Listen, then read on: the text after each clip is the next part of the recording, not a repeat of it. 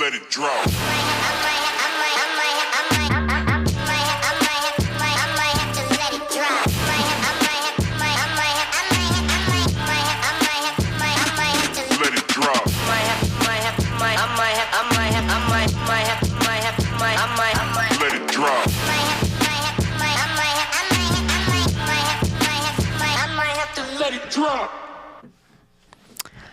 Hello there. Hi. Hello there, everyone. Welcome to Good Talks with BadMoms, all you viewers out there. This is episode 4 of Good Talks with BadMoms, and I'm excited to be here. Thank you again shout out to Red Angeles Network for doing the thing and getting us all here together, speaking our truth, speaking the truth, and holding each other accountable for growth and for personal excellence development. Today, I have with me our fan favorite, Narek Palyan. Crowd goes wild. Thank you, Narjan. Thank you. Thank you for the invite. I'm happy to be here with you on the podcast. Thank you for being here. Thank you. You know, you're quite the controversial person these days, and not because you are controversial, but you're labeled as controversial because you're speaking things that people aren't ready to hear, so to say. So I know we dove right into it, but I feel like people already know you. So let's just get to know Narek from within your mind, your deepest I don't know ideals. how it became that way. That Yeah, people I was going to ask you, how did you become this way? They made it about you too, and it's not just me. It I was know. Antifa and whatnot. I just started making comments on the internet, on Instagram, mostly about political views and, about how I saw things and whatnot. And they just, blew it up, I guess, out of proportion. We protested, we stood for the country over the years against BLM for all sorts of things, I guess if you're a patriot-minded, if you're nationalist-minded, they always find something to pin you on. Mm-hmm. But I never intended to get, and it's never about me or anybody else. This is something bigger than us. Yeah. This whole happenings. It is bigger than this. And so we recognize that, and we're okay with getting labeled as such. So when we talk about the labels, you guys, it's kind of pathetic because coming from my background, I was, again, if we're going to label ourselves, I was an atheist, I was a liberal, I was a feminist, I was all of those things. And so when I saw what was going on in the world, I was like, wait a minute, I don't resonate with any of these ideals. Was it ever me? Or was it just brainwashed into me? And so you kind of withdraw from that and you come to this understanding of what now they're calling far right. It became out of hand, the whole political views and everything, the tolerance, everything, just, everything stepped up way too much, with these LGBT whatevers and all these open borders and everything.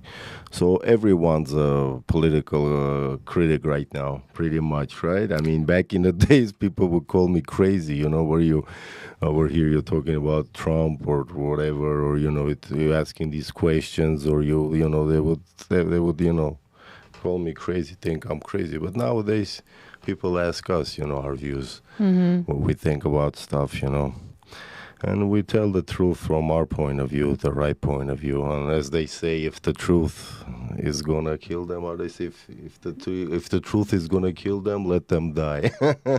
I mean... Because certainly if I don't tell the truth, I'll die. So I don't care what they label me as, We talk about things bigger than us. We don't talk about ourselves. We talk about other people. We're talking about ideologies. We're talking about theologies. We're talking about these views that are so dangerous, magnificently bigger than us, prophetic. We're talking about these big things. And we're not the all-knowing, of course, but at least we ask the right questions to find out And it seems like that's what they exactly don't want, is those who ask the questions, because those questions could lead to a larger thing that people aren't ready to perceive or receive. Yeah. People want to put a control on people's thoughts. They want to control your thought. They don't want you to think this. They want you to think that. They have a lot to lose, though, if you start thinking. And when they start implementing these hate speech laws on people's thoughts, limitations, and that just pushes people more to ask more questions. Like we see what's going on. Like for example, like how Dan Bitzillion, for example, had a podcast with Patrick Bet-David, very interesting podcast, and like he was in that mindset. He got pushed into it, What mindset? Asking questions, not support of Israel, saying America first, Israel, this and that. Is America first not supportive of Israel? I mean, isn't that kind of a wacky mindset to have? Just because we're saying America first doesn't mean we don't support or do support. We're just saying America first has even within the Republican right wing, it has like an official what do you call it, official like a thing, and people who are not officially in the movement. So for them, America first could mean Israel first, or we gotta send all the money to Israel or whatever. But for people who are not on mainstream, America first pretty much means isolationist, right? Isolationist. Isolationist. And they would call you names for being that way. Oh, you're an isolationist, you want to cut off America from the whole world, is that the other thing.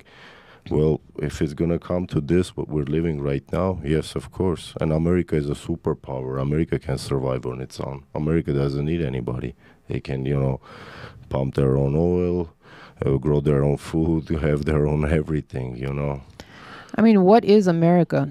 I thought America was founded because the Europeans were tired of the European, Middle Eastern, all those, Christian, Jew, Muslim so they wars. ran away. Yeah, so they grab their head. They say, you know what, we're tired of this. We're going to go find ourselves a new land. And, but past, I don't know, 200, 300, 400 years, now these people are being pushed back to the same problems again. And those problems are always going to be there. I was just going to say, it all goes to show. Those are the same problems, like it has always been there for thousands of years.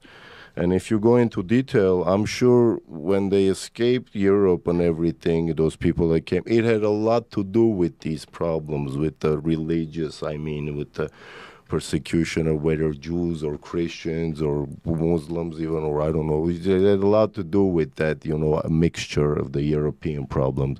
So they came here, founded their own land, made their own country. Why they need to go back again, I don't understand. Of course I understand, but I'm not for it. I don't stand with it. America first means America first, not Israel, not Armenia, not any other country. Right. I agree with that. And why shouldn't it be that way unless America isn't what America is supposed to be? Because they made America into an empire. Yeah, corporation. America is made into a corporate empire. And the 250 year was, it was 248 was this last 4th of July, I think. So I don't Another know. bread and circus day? Yeah, bread and circus, whatever. I don't know. It's nothing good. I wish there would be a candidate. I wish Trump would. Well, a lot more people would definitely support Trump. You're hearing rumors Trump is going down on the polls 10 points on the mid-states where all the majority of white Americans live. He went down, Kamala went up. Yeah, we know everything's fake and everything, the polls and everything. They projected, they faked it, then they manipulated and everything. But we see him talking too. We measure the culture, the pulse of the culture every day. We're into the social media. Every day we watch this, we go here, we go there. People are awakened. People have so much problems. They don't want to have anything to do with the Israel-Palestine conflict. Yeah. They want to support Trump for Trump being on the 2016 mindset, where he's America first. He was much different then. But here he comes talking about going to war for Israel with Iran. It seems like after the shooting, they probably got him in another way. He got convinced to take J.D. Vance after the shooting. From left field. Sure. Not really from the left field. I don't know. Tucker Carlson convinced him. Well, that's left field. It's conservative, mainstream conservative. Tucker is even considered far right. He's just mainstream conservative. I mean, there's a lot of details into everything. What I mean is, like, nobody heard Vance's name throughout the whole candidacy, throughout the whole campaign. That's what they're saying. He's got no experience. Yes, Americans are tired of career politicians who've been there for 50 years. They get old doing it and they've achieved nothing. But that doesn't mean that out of the blue somebody comes, just was a college student who was, wearing lipstick. Not saying he's gay, but they got pictures of him that way for Halloween dressed up or whatever. But I don't think lipstick wearers are gay. Anyways, I'm just saying they bring in pictures of him, all sorts of things. And no, he's not gay. He's got a wife and everything. His wife's Indian. I'm just saying, They're cross-dressers. Yeah, and it's not us saying. Just people are wondering all of a sudden where he came from because nobody knew him 3, 4, 5 years ago. It feels like the campaign got hijacked. He got elected as a politician lately, the past 4 years or whatever. He's like right? 38. 4 or 5 years. Yeah, he got elected, and all of a sudden, he's being pushed to be vice president. Yeah. Have you noticed that there's a surge of young leaders across the globe? Of course, that's natural. Of course, young leaders have to take over. Right. Where'd they all come from? They're all groomed, and like Macron. Macron is Rothschild blood relative, groomed, ever since with the Masonic whatever ways. Obviously, his wife is a dude, and he's obviously a victim of grooming because, anyways, Candace Owens has the story, It's interesting that you say the victim of grooming because, as a child, they probably have no choice. They all get groomed like these young world leaders. If you've noticed, most of them, like a lot of them are gay. A lot of them are secretly gay. But if you're going to even that ideology, the Masonic high-ranking up, whatever, Illuminati, whatnot, they have all these things in it, These things they have homosexual behavior. Behavior and whatnot. A lot of people don't know. The regular lower level Masons don't know, but the upper levels know. And we definitely Isn't that like directly against God, the Masonics of course temples it is. How and can stuff? you be a Mason and a Christian at the same time? You can't. Mason is... Do they claim Christianity, though? No, they claim to be not against any religion, but ultimately they have Muslim things that they influence, do, symbolism in their, whatever is, and not just Muslim. The Muslim symbolism is used, but the whole Masonic thing to me is Judaic, is a Zionist belief, and basically people are working for one direction for the New World Order. If being a Mason is not being a New World Order agent, then what is? Just as simple, you don't have to even be a conspiracy theorist to connect those two. I think the word conspiracy theorist should be removed from the vocabulary because there was nothing that we were theorizing about. We had actually seen exactly what was going on. And so because we've been proven correct. Yeah, we're not theorizing. We're theorizing. Just seeing it.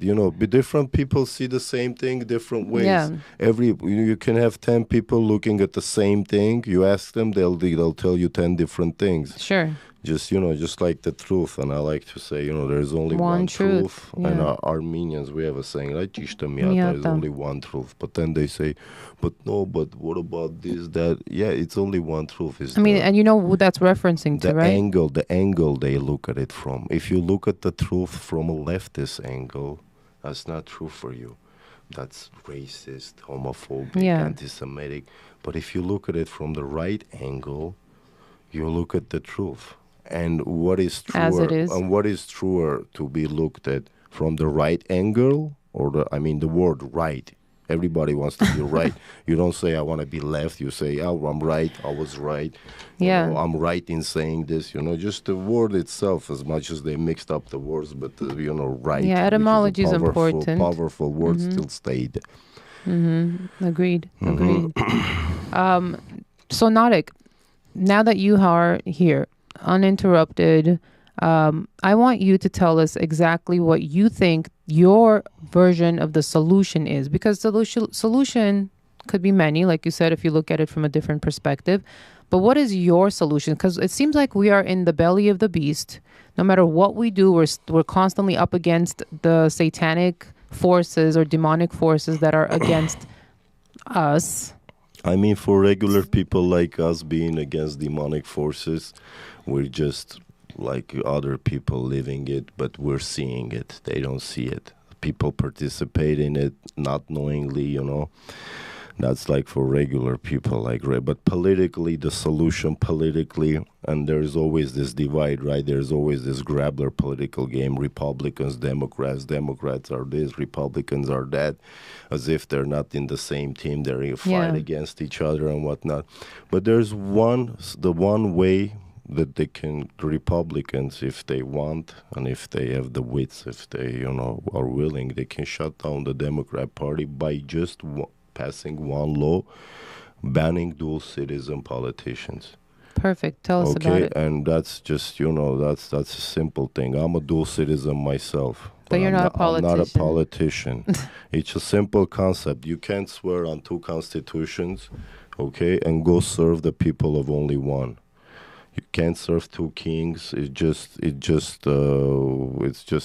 can't happen. It doesn't matter if they're dual citizens with Israel or Zimbabwe or Canada or whatever. It doesn't matter. It just won't work. It doesn't work. It doesn't matter if the other country is actually your greatest ally or is an enemy in disguise. It doesn't matter. Just dual citizen politicians. It just doesn't work. Okay. Any other country you go to, you can't be a citizen of two countries and run for something over there. And now if the Republicans want to be serious, if they really want to end this and this, that, and they could just, you know, push on that, you know. Yeah, but Republicans have dual citizenship too. No, Republicans don't. From the Republicans, Ted Cruz had a dual citizenship with Canada. The Democrats jumped on his face so much, he renounced his Canadian citizenship. Okay, so then... But even Ted Cruz, even going through that, won't tell the Democrats you denounce yours. If they if they pass the law to denounce the dual citizen politicians, most of the Democrats are dual citizens, but the Republicans not really. Republicans aren't. So then they could just shut them down with that one law because they passed that law. It means like more than 50% of the Democrat politicians are illegitimate, but they're canceled automatically. The whole party is canceled. It goes down. But I mean that would be considered extreme. That would be considered extreme as as it would be. Why would it be extreme? Because those people are dual citizens with Israel, not China. That's why. If it was with China, oh man, everybody, Tucker Carlson, Hannity, us, everybody would be. So then it wouldn't be extreme if it was China. Yeah, it wouldn't be extreme. It would be we're going after the China. Let's name the countries that are not extreme. Israel. No, it's not the countries that are extreme or not. It's the perception of the countries on the American population. I see. To be connected with or disconnected with extreme. So it looks safe. It looks good. I don't know what it looks, but if the Republicans want to solve a problem, if they really want to do something, if they're really against the Democrats, they're going to need majority vote, though. Yeah. Like, so it's not, the law. At least they can talk about it. They don't even want to talk about it. They don't want to talk about these people who hold dual citizenships, and in most cases, they have a different name on their other passport. For example, Bernie Sanders. That's not his real name. His real name is Bernard Gutmann. Okay, I can name them, like so many of them. There's, Adam Schiff. You know who got in trouble for doing that? Charlie Sheen. Remember when he was like ranting at one point, and he named his producers like Jewish name instead of the American name, and that's like he got canceled right after that. Kanye West got canceled for that too. I don't know. Why did they get canceled for things like that? Like what? Like because the Israeli lobby has bought out the American politicians. Obviously, AIPAC has 100% of rate. But Charlie Sheen and Kanye West aren't politicians.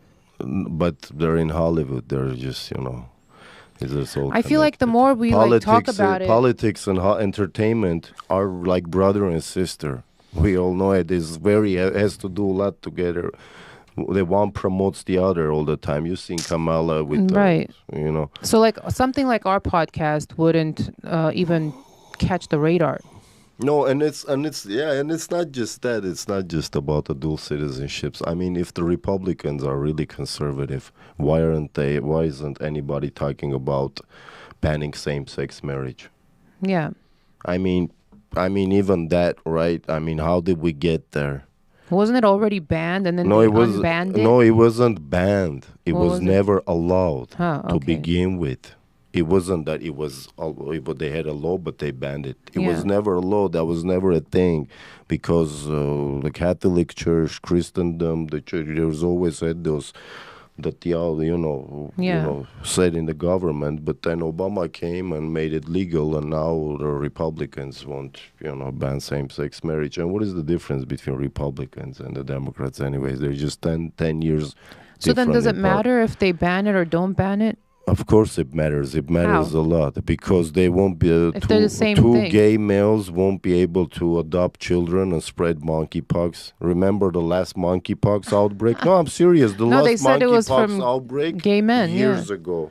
There was 2 infants who caught monkeypox, and both of these infants were adopted with gay families. So use your imagination how they got the monkeypox. Well, here's the thing I with mean, there's all that. sorts of other things, Narjan, too. It's not just adopting. What about the surrogacy?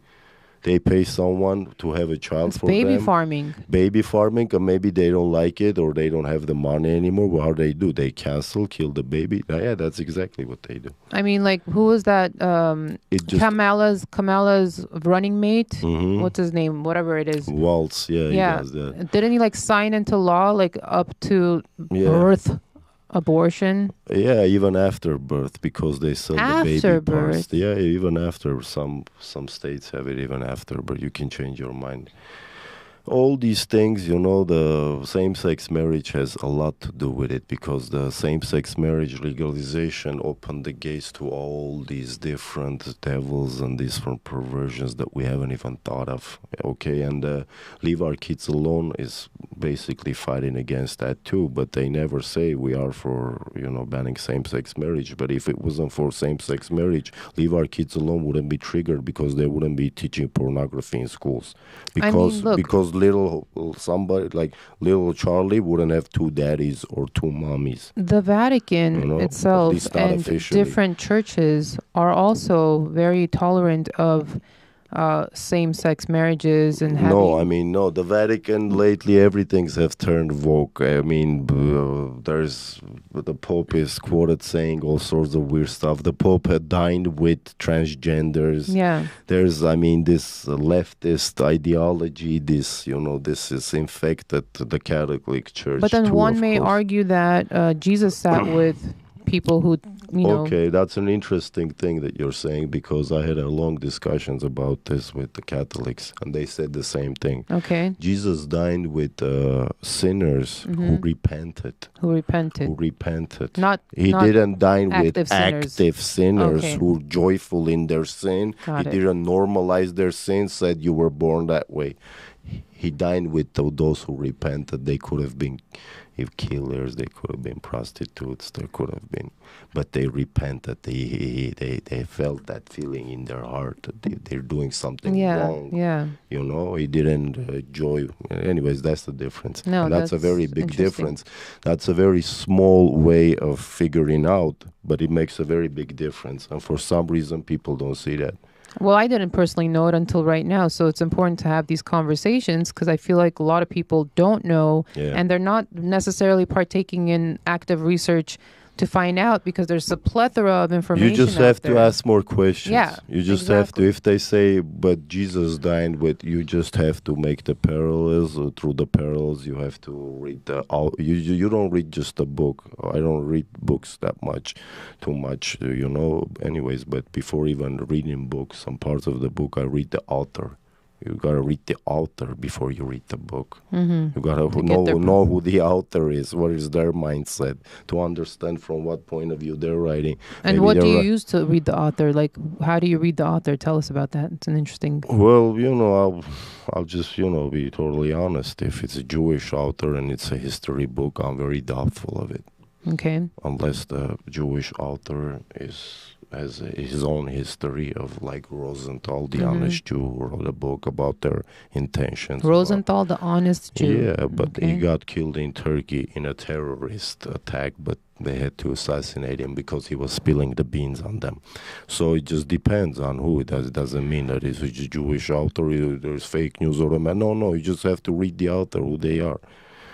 Their intention behind writing the book. I mean, most of the Who's time, funding Jewish the book? authors are Zionist-minded, Judaic, Talmudic-minded. They have their own mindset. They write it from their point of view. They write their own narrative most of the times. Yeah. Okay, but you got to find out who they are. You know, it's interesting. And it doesn't matter. They don't have to be Jewish. They could be Zionist. They could be Christian. They could be, you just got to find out. Yeah, who's behind them? Like Stephen Bannon. You got to do that. Stephen Bannon is our based Bannon, right? Stephen Bannon, Republican. He's got a book written lately about the Chinese and communism. He's making all the parallels between the Chinese and communism.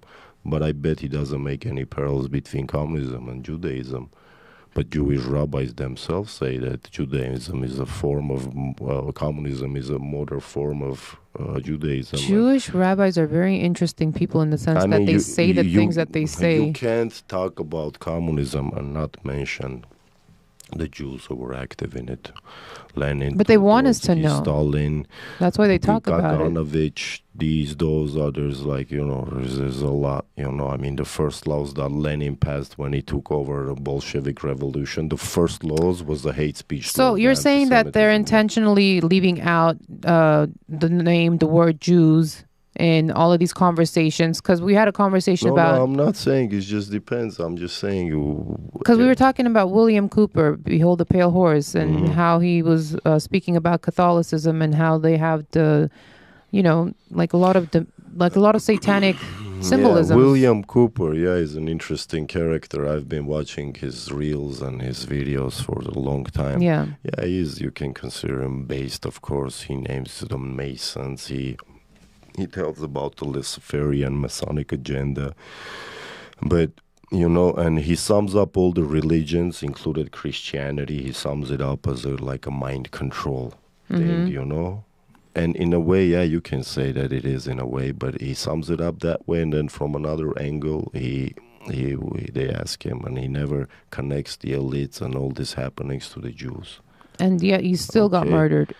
And of course he still got murdered, but that's the way I look at it. And you can sum up religions of being man-made, controlled and everything, but there is a reason that Talmudist is scared most of all of Christ, not Muhammad, not Buddha, not... Tell us why. There's a reason that when, the word Christ is given, these people spit on the ground. The whole religion is based on hatred of Christ and Christians.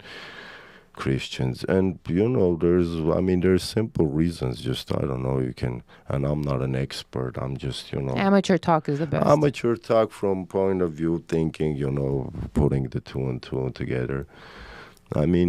Christ did a lot of things that the Jews didn't mind. He gave life to a dead person. He gave sight to the blind, right? He performed, so he walked on water. So many miracles, they weren't that shook up. Yeah, so they're hating on him? Yeah, but what was the last act that he did that he got shook up, that they wanted the Romans to crucify him?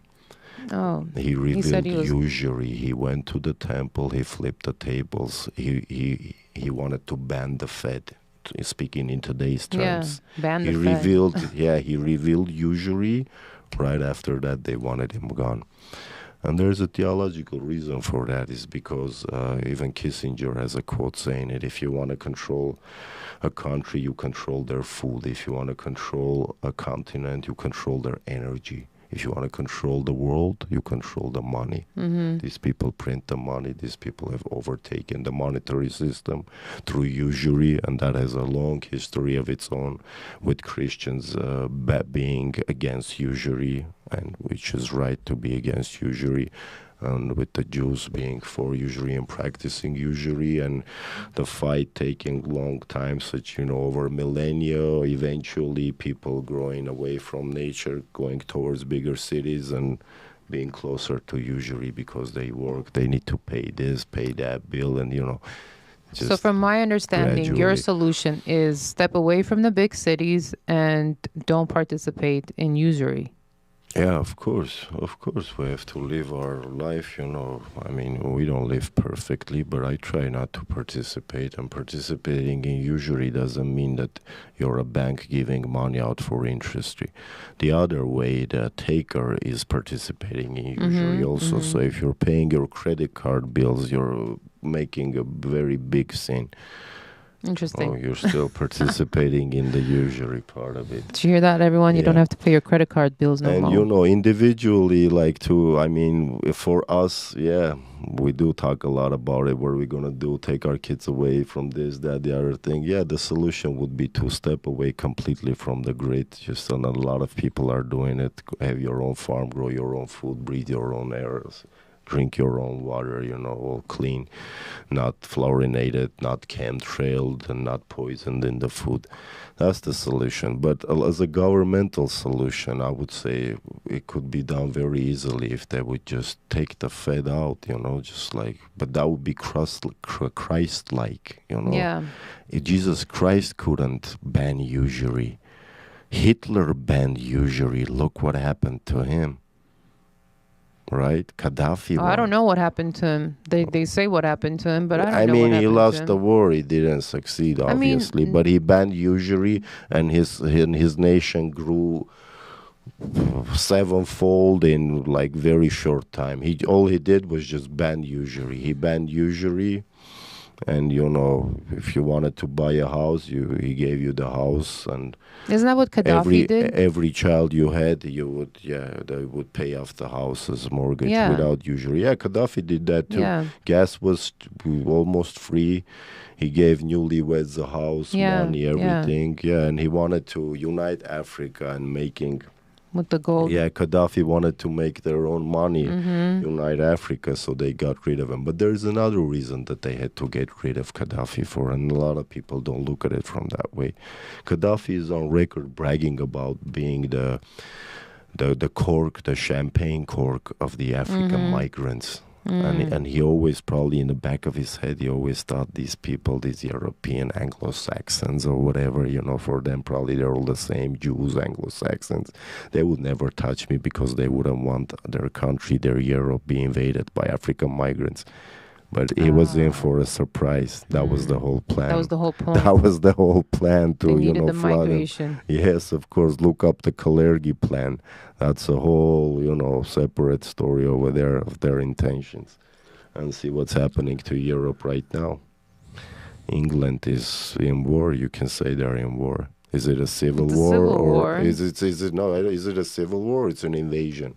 Sure. It's an invasion. It's not the people have war. Taken up the responsibility, and we haven't even seen anything yet. This is just the Irish are standing up too. They're burning down the migrants' hotels and everything. People are catching up to it. Okay. So we did that. We do that. We burn the migrants' homes. What happens to those people? Those migrants that are already here? They're like victims of this as well. Probably, yeah. They're victims to be from the beginning that they left their countries. Yeah. A lot of these migrants, they would bomb their countries like Syria, like Palestine, for example, right? Yeah. They always speak about, no one would take Palestinians. No, if Palestinians are so good, why won't no one take them?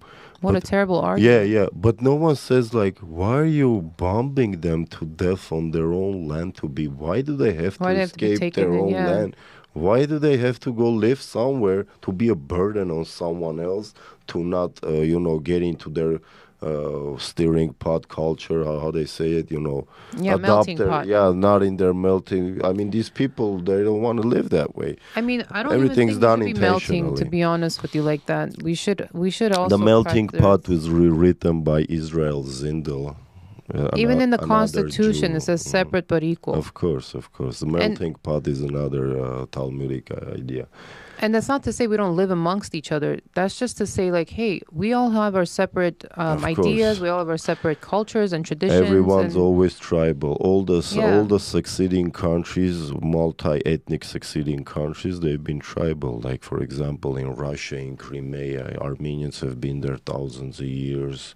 Tatars have been there, I don't know, like all mixed or other those old Scythian nations been there. But we have a history of living together as neighbors, culturally being good together, like it was doing the same, but separate together, not mixed together. Yeah. Everyone has their own neighborhoods. Not stitched up together. Everyone has their neighborhoods. Even over here, you go to the Chinatown, you go to Korea, everyone. And that's natural. It's awesome. Natural. That's the way you can't change that. I love being able to go to Chinatown. People are naturally tribal. Everyone's tribal. We're tribal. We're Armenians. We that's natural. You can't change that. I agree. We can't change it, but that's what the demonic forces are trying to do. Because I had Daniel Mercury on last episode, and we talked about this. I'm going to have him on. We'll get deeper into it. But yeah, the language needs to be shifted so that way we don't understand how to go about this. So if they're saying don't separate, make everything one, then we can't have any way of identifying what's familiar and what's not. And it just becomes too obscure and it becomes whitewashed. That's what happened to the Europeans who came to America. The whole idea of whitewashing is that they forget their history as Germans, as French, as Italians, because they're white, but they all came with their traditions and cultures, and they got washed out with. You always have to look back into history if you want to foretell the future, and you have to look back in true history, not the fake news narrative. Who won? He wrote history. That's very important too. Yeah, I think things get. I agree, Narjan. Totally agreed. Totally. What is it that we don't agree with? I don't know. Pretty much agree on everything, me and you. We did have a disagreement about the Christians today. We talked about it with Christianity, Christians being lukewarm. We kind of touched on it earlier in the chat. Yeah, well, I don't disagree with that. I agree with that. But I'm just saying we're not lukewarm, but we're not perfect Christians either, You don't think we're lukewarm? I mean, look at what's happening with the Christians all over the world. They're getting persecuted. I'm speaking individually about me, you, some of our friends. But generally, collectively, of course. And one of the main problems that I see that connected to what's happening to the country and Christians is because the word discipline has been traded with the word tolerance. Okay, tolerance. So Christians are becoming tolerant. Oh, we're Christians. We're supposed to forgive. Let them do this. Oh, we're Christians. Let's bend over. They jump over us. This tolerance, too much tolerance. They forgot there's a Christian discipline. Christian is all about discipline. It's not about tolerance or loose-mindedness, That's the other religions that do things the opposite way. Christianity is about disciplining your mind, disciplining your life, living the truth, not just knowing it, If you think of it in that sense, we may know the truth more so than a lot of other people, but we don't live that truth. So, it makes us lukewarm too, I guess, in that sense. Knowing is one thing, living is in another. Yeah, exactly. But at least we strive, we try, we're on that direction, we're on that side, I feel like to not address the lukewarm temperatures that we're facing as a community, that keeps us from getting hotter, and it actually would make us get colder. So, I mean, it's better to just say that, I don't believe in any of this and not follow through with it than to say, I believe it and then half-ass it because, God doesn't like lukewarm. We talk about this all the time. That's such a deep issue, this issue. There's so many angles to it. There's the evangelical angle. There's theologies, whether... But you said there's one truth. Of course there's one truth, but there is different ways that deceptions, that they've different angles of deceptions the evangelicalism, the Judeo in front of the Christian. They're the, Jews, God's chosen people. Yeah, they were, and everyone is, but there's like, them denying Christ, and Christians, calling them and, kneeling in front of them. There's all sorts of those, that, made people lukewarm, I guess, the Christians. Yeah, and the devil always works, right? Like they say, there's one example of Mari Mar says, I think Bishop Mari says, for example, why is it that Christianity has so many denominations? Why does Satan work against Christianity so much? Because it's the truest form. Because why are they afraid of Christ's name so much? You can raise your hand, you can say Muhammad, you can say Buddha, or they won't be as mad. But when you say Christ is King, because they know him to be true, heads explode. It's like every time you say Christ is King, there's like something happens to these people. And that's another sign that Christianity is truer, because it's more divided. Islam has two sects, Judaism not too many, they're pretty much all one. Even the atheists, the believers and non-believers, agnostic Jews, they're all in the same. Yeah. They stick together. But Christians, there's all sorts of Orthodox, evangelical, Baptist, all these different Christians. And, and a lot of them also still practice pagan traditions. Yeah, that just shows that the devil works on Christians the most, and that's because Christianity is the truest form of religion. I mean, only, and I said this last week on with Daniel, but only like Christianity has its antagonist playing out in the real world too.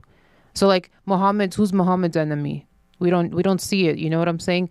But Jesus is anti-Christ is, Satan, and so like Satan's playing in this world. That's the only religion that I'm aware of where there's two things happening at the same time, the dualities of it. And Muslims aren't disrespectful of Christ. They await Christ themselves. It's in the Muslim theology that Christ is going to return. There's a deception version of that too, of course, just like everything else. But there's a theology that Muslims, and a lot of Muslims are converting to Christianity nowadays. They see a white man in their dream coming, or in Iran, amongst Palestinians. A white man? A white-haired man, man with white. I heard something in their dream. Somebody comes with long white hair, and I don't know if Christ comes or whatever, but Christ or well, Christ was borrowing a body anyway. Yeah. Anyways, they're converting. A lot of them are converting. A lot of Palestinian Muslims converted to Christianity too. That was a big thing about 3 months ago. Yeah, I read about that. Yeah. I mean, but then what does that mean then? What does that mean? Like if people are converting, but yet we still see persecution, we still see... That means that people see that there is this, how they say, this life, this physical realm, I mean, to be a Christian is to pretty much, when Christ says, I'm not of this world, what does he mean by that, right? He's not of this physical world of the kingdom of Satan. That's even written. The physical world is controlled by Satan. So when people turn Christ into, they probably figure that part out and, look forward to the etheric world or, God's kingdom. And they pretty much don't mind whatever happens to their physical body in the pursuit of the truth, to do what's right. So ultimately we'll know if we were right or wrong. I mean, I know where I stand, but I'm saying ultimately we'll know. I mean, we can believe it, why can't we believe it to be 100% true? Because why would I doubt it instead? Why am I going to live in doubt? Narjan, that's another deeper, the believe it, to feel it and all that has to do with living it. Yeah. We're not living it. We're not living you're not living it, as righteous as you can.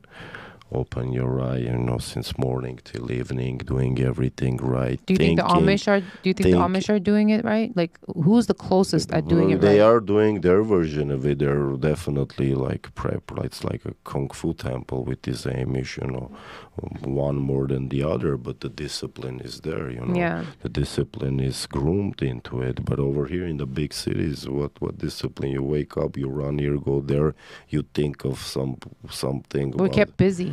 Yeah, even your thoughts, everything has to be pure for you to get closer to that. So, I mean, wouldn't feeling. then it be more of a challenge to find a connection with God in a city like this and maintain your connection with God? Wouldn't you be even more God, like closer to God when you are in this in a sense distracted? that you see the Satan, that would draw you closer to God, and I Yeah. believe that's what draws a lot of people closer to God nowadays, because the Satan isn't hiding anymore. It's in front of their eyes, wanting to make their kids gay. Yeah. And these people can't believe that it's actually Satan in front of their eyes, and they turn to, and even if they didn't believe in Christ, even if they didn't believe in God, all of the sudden, when they see the Satan, they start believing in God. And I want to clarify what it means, 'cause Satan wants to turn your kids gay. It's because of reproduction, and Satan doesn't want you to create God, in his image. He doesn't want you to create babies. So that's why one of the ways is through homosexual relationships. And we're not saying it to be mean or unkind about it. It's But it's the why fact. all of the sudden? Why all of the sudden? No, I don't think it's all of a sudden. I think it's been going on for a long time. All of the sudden is just too much. It's been increased all of the sudden. Our- The past years, ever since Obama legalized same-sex marriage, the next day transgenders didn't start reading books to little children. Sure. We didn't. It gradually came. It just went down to that. I believe they're after the children, like I always say. Our generation was groomed, and our generation. Every generation is groomed. Yeah. Every generation is groomed to be one way or another. We want to groom our generation too. I want to groom our youth too. I want to make them right, be strong, be confident, always think logically. But you groom them, right, to be that Sure. way. So yeah, everyone's groomed. You raise your children, you groom them Yeah, to be your. it's not the a way bad they- word. Grooming isn't a bad word. Just we don't want them to be groomed to be homosexuals. Yeah. And there is a reason why they go after the youth, and I always say this because, shortly said, the youth is the national treasure. The youth is considered the national treasure for one simple reason, is because they keep the nation intact. Mm-hmm. Okay, so the enemies of this country, all they would have to do to collapse this country from within is to make the next generation gay. That's it, simple as that. When your national treasure is weak-minded, is homosexual-minded, perverted-minded, and I'm not saying all gays, we have some friends amongst, okay? But if they're perverted-minded, which, to my understanding, to be perverted so much that you're thinking outside the norms of box. Yeah. That's Pervert. you already have to be pervert-minded or groomed to it or pushed into it. Maybe when you, anyways, when Perverted the children, just means your whole I entire mean, some mindset people has been don't even changed. think about sex at all, Yeah. Narjan. Some No, it's not people about don't, sex. they Yeah. don't, but no, but to be gay, you have to think about sex. Imagine you have to think about it so much that you don't want with the woman that you want. So try it with the believe dude, me, huh? okay, I'm no. Did you hear about the GUSD book, Frontier Yeah, Feminist? yeah, of course they do. They this all supposedly the time. banned They it. do this all the time. Hey. Yeah. What's up? What's up? He's the banned guy. We're just Yeah. talking about getting banned, and you show up. Yeah, so anyway, shortly said, all they had to do is just make the youth, into homosexuals and weaken the youth, and you wouldn't need to Russia or China to come attack or anything. It just would collapse automatically by itself. There's another correlation which I point out between usury and sodomy. In the Christian theology, those two sins go together. So we see a sodomy rising, we see usury rising, and it goes together. The debt goes up, national debt goes up, the more these people into it. That's just a theological connection. There's a deep thing into it. Do you think that psychologically people are just like psychologically, screw this? subliminally, of course, because the theology of it is that usury is getting fruit out of no work. Sodomy is getting work with no fruit. Okay. No fruit. So that's connected. No That's how it's reproduction. connected, and that's how it's going up, I believe. That's the way I look at things. Not everybody looks at things And like, their way, and you know, I like hearing your perspective because it's so far it's different from my perspectives, but it doesn't mean that it's wrong or that it's. And this is a third point of view perspective. This isn't me taking sides. This is just me looking at the situation from a third point of view. That's the way I look at these things. They I want to never call take you them anti personally. this, anti that. But I never take these, these situations, these issues. I seldom look at it from my personal point of view. You have no personal and vendetta of course against I have anybody. a personal point of view, and I don't have a personal vendetta against anybody. And that's probably another way, I think, in my belief, is to be Christian, is to be thinking in a Christian conscious, Christian general conscious way. Okay, not just I think my way. Is it good for me? I'm Christian. Is it good? No, if you're Christian, it automatically means you have to suffer. You're in it for the suffering. Okay, and you have to think in like a general conscious way. That's the way I like to think, and I think Christ consciences. no, Christ conscious, general Christian logically thinking conscious way. But like you're correlating Christ consciences to general. I try, thinking Narjan. I try so hard every day. I try, I try, and we're not perfect. There's always something slipping us. There's always, but we know the direction. We try. We're pushing toward that direction. Well, I think we're nearing the end of the show. Oh, we are. Huh? Yeah, so we don't go on too long. We could talk. We could talk forever. But just to wrap it up, Narek, I mean, I like having you on because you definitely get to show a different side of you than what is painted of you from, the radicals on the left side. They're extremes as well. They're extremists as well. They just don't want to admit to it. They just want to call us extremists. But I don't think, when talking to you, I don't think there's anything extreme about you. You're literally saying, let's follow what God is expecting of us to do for the children, for ourselves, for, the future of this country and the people. And not just this country, this world. So just to give us one or two sentences to wrap it up, from what I said right now about you and being presented as an extremist, what are your actual thoughts about these labels and how do you want to come off? Yeah, sure, Narjan. My thoughts about these labels and about this like you say, they label you, they tell you.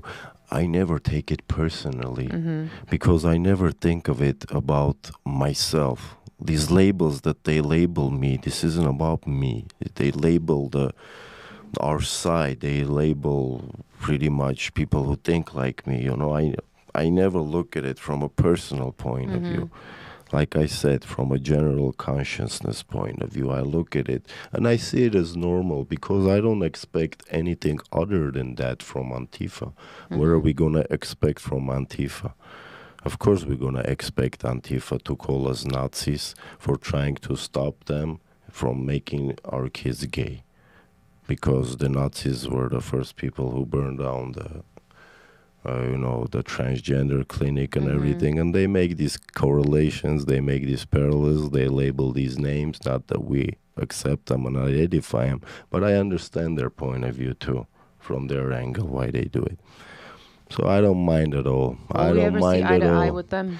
I don't mind at all. I don't know we'll see ever eye to eye with them, but I want to see eye to eye with those who are thinking right, who want to act right, who are even in the wrong, but they want to find out that they're striving for it, no matter they're white, black, Chinese, Jews, Muslims, Christians, whoever, it doesn't matter. If they're thinking right, they're striving for what's right, just logical, I correlate with them. I don't discriminate against blood. We discriminate against ideology. There you have it, ladies and gentlemen. Narek Palyan came in here with his thoughts, and I hope that you all open your minds, expand your perspectives, learn a few things, come back and have a conversation, because through conversation, through question asking, and through hearing answers that might be difficult to process, we learn, we grow, we become better versions of ourselves. Keep fighting for them kids. The CEO Act next Wednesday is going to be discussed with Jess Enos. I'm a proponent for this, and I think this is a solution too. Pulling the kids out of the school system is a big solution because it starves the beast, at least in one aspect. So there's many facets to this, but my solution is the school system and education. So join us next Wednesday, 7 p.m. or is it 8 p.m., guys? I'll let you know. We're never on time anyway, so just stick around, all right? All right, guys. Follow, subscribe to Red Angeles Network. They are amazing. I say this every time. I love them. I thank them so much for doing this for all of us. Follow them, subscribe, and watch the shows and like them. Get us on the algorithm, y'all. All right. Have a wonderful night, everyone. Thank you, Narek. Thank you, Thank you, guys. Thank you. Peace.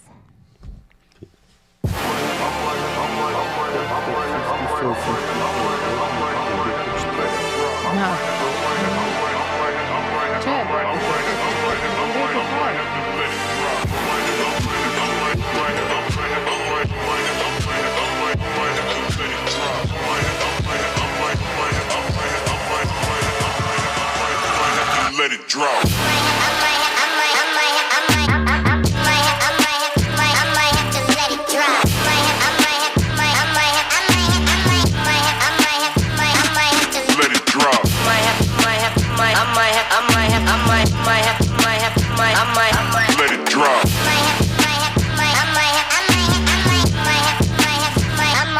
Let it drop.